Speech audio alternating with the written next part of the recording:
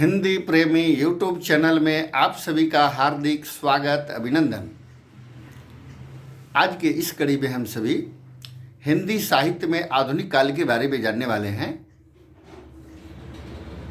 हिंदी साहित्य में आधुनिक काल को गद्य काल भी कहा जाता है, क्योंकि हिंदी साहित्य के इतिहासकारों ने यह पाया कि पूर्व के सभी कालों में गद्य विद्या पर लगभग नगण्य रचनाएं की गई थी। आधुनिक काल में अनेक तरह के गद्य विद्या में रचनाएं लिखी जा रही है, जैसे उपन्यास, कहानी, नाटक, एकांकी, यात्रा वृत्तांत, संस्मरण, निबंध, आलेख, रेखाचित्र, आलोचना आदि तरह तरह के रचनाएं लिखी जा रही है। गद्य का बहुत गहरा संबंध वैचारिकता से है। आधुनिकता गद्य में ही नहीं, पद्य में भी व्यक्त हुई है। भारतेंदु युग के बाद की कविता पर गद्यात्मक दबाव है। आजकल तो कविता की भाषा लगभग गद्य हो गई है। गद्यात्मकता का दबाव भारतेंदु युग से ही प्रारंभ हो गया था।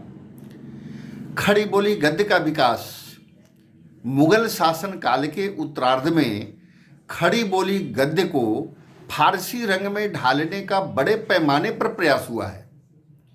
यह बहुत कुछ स्वाभाविक जैसा लगता है, क्योंकि सामान्य या असामान्य से ऊपर उठा हुआ और उठने की आकांक्षा जीवन के अनेक क्षेत्रों में उच्च वर्ग का अनुकरण करता है।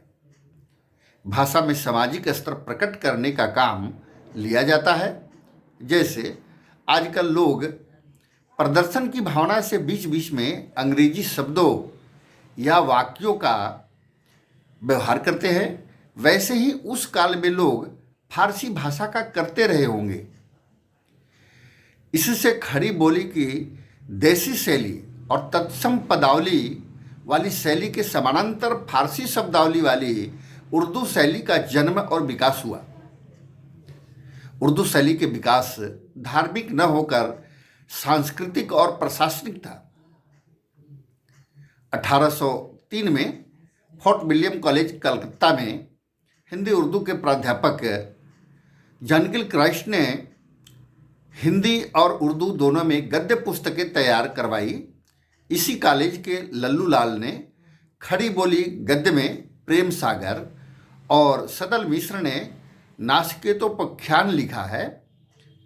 इसे 2 वर्ष पूर्व मुंशी सदासुख लाल ने ज्ञानोपदेश की एक पुस्तक और उर्दू के प्रसिद्ध कवि इंसा अल्लाह खां ने रानी केतकी की कहानी लिखी थी।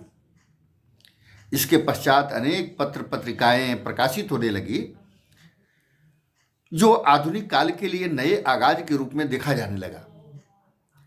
इसी समय महर्षि दयानंद सरस्वती, जो आर्य समाज के संस्थापक थे, उन्होंने सत्यार्थ प्रकाश पुस्तक हिंदी में लिख करके संपूर्ण भारत में गद्य विद्या का विकास में 4 चांद लगा दिया। यह बृहत विषय है आधुनिक काल का, इसलिए आगे की कड़ी में हम सभी एक एक विद्याओं के बारे में विस्तार पूर्वक जानेंगे, चाहे वह उपन्यास हो, कहानी हो, नाटक हो, एकांकी हो, रेखाचित्र हो, संस्मरण हो, निबंध हो। तो आज के इस कड़ी में इतना ही। बहुत बहुत धन्यवाद, आभार।